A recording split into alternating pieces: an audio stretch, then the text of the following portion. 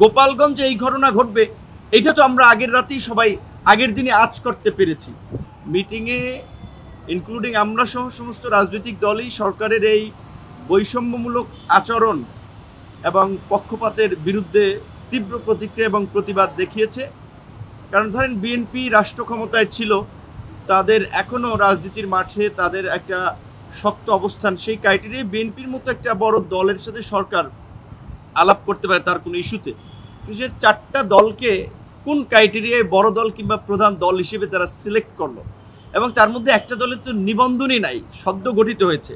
এবং এই অভিযোগটা মোটামুটি বৈঠকে উত্থাপিত যারা করেছেন বাকিরাও সমর্থন করেছেন যে সরকারের কর্মকাণ্ডে এবং ভূমিকায় দেখা গেছে যে তারা এনসিপির প্রতি একটু পক্ষপাত দুষ্ট ভূমিকা পালন করছে। তো এই রকমের একটা অভ্যুত্থানের পরে এত বিপুল জনপ্রিয় এবং জনসমর্থিত সরকার যদি কোনো দিকে হেলে যায় তাহলে তাদের প্রতি জনগণের সমর্থন কিন্তু সরে যাবে, যার ফলে আগামীতে কিন্তু প্রশ্ন তৈরি হতে পারে যে এই সরকারের অধীনে সুষ্ঠু নির্বাচন হবে কিনা। সেটা আমরা সরকারকে মনে করিয়ে দিয়েছি। অন্তত আমরা চাই যে আপনাদের পক্ষ থেকে একটা নিরপেক্ষ আচরণ এবং এই গণ অভ্যুত্থানের অংশীজনদের যথাযথ মূল্যায়ন, এই গণ অভ্যুত্থানে যাদের ত্যাগ তিতিক্ষা ছিল সেভাবে যেন মূল্যায়ন করা হয়, এটা মোটামুটি সব দলই বলেছে।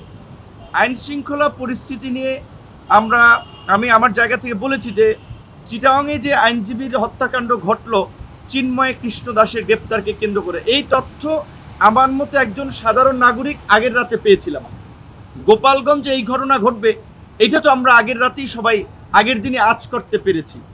তাহলে সরকারের আইন শৃঙ্খলা বাহিনী বা গোয়েন্দা সংস্থা যদি এইটা আঁচ করতে না পারে তাহলে বুঝতে হবে হয় তারা ব্যর্থ, না হলে সরকারের সাথে তাদের সমন্বয় হচ্ছে না। ভবিষ্যতে যেন সরকার এই পরিস্থিতিতে সতর্ক থাকে এবং সামনে আরও নানান ধরনের সংঘাত সহিংসতা হতে পারে। আমার জায়গা থেকে আমি সরকারকে অ্যালার্ট করেছি, কারণ পতিত স্বৈরাচারী শক্তি বিভিন্ন ইস্যুতে গড়ে ওঠা আন্দোলনকে পৃষ্ঠপোষকতা করে বিভিন্ন ধরনের নাশকতা বিশৃঙ্খলা করতে পারে। সেই বিষয়ে আমরা সরকারের দৃষ্টি আকর্ষণ করেছি, তাদের গোয়েন্দা সংস্থাগুলোকে অ্যাক্টিভ করে এই বিষয়ে যেন তারা ভূমিকা নিতে পারে এই বিষয়টিতে আমরা বলেছি।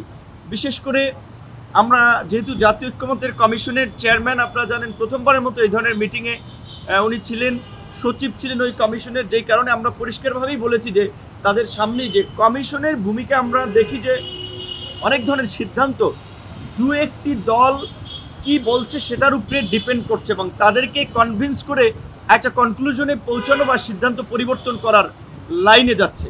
তো সংস্কার কমিশন কিংবা সরকার যেন বৃহত্তর জন আকাঙ্ক্ষার পাশ কাটিয়ে তারা যেন কোনো রাজনৈতিক দলের প্রতি বায়াসড হয়ে কিংবা কোনো রাজনৈতিক দলের চাপে এই ধরনের সিদ্ধান্তে না পৌঁছে সেটি আমরা স্মরণ করিয়ে দিচ্ছি। গত 11 মাসে আমরা দেখেছি যে আমরা যেটা বলেছিলাম যে একটা রাজনৈতিক ঐক্য ফোরাম করা, জাতীয় ঐক্যের ছাত্রদেরকেও প্রধান উপদেষ্টা মাঝে মাঝে বসবেন, তাদের সাথে আলাপ করবেন, বিভিন্ন বিষয়ে তাদের মতামত নেবেন।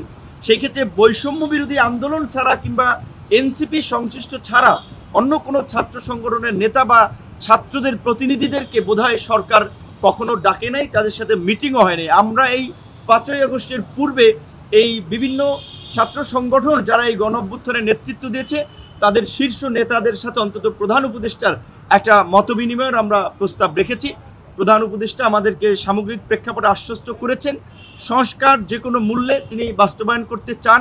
কাঙ্ক্ষিত বিচারের প্রতি আমাদের যে কনসার্ন সেই বিষয়ে তারা একটা অগ্রগতি দেখতে চান এবং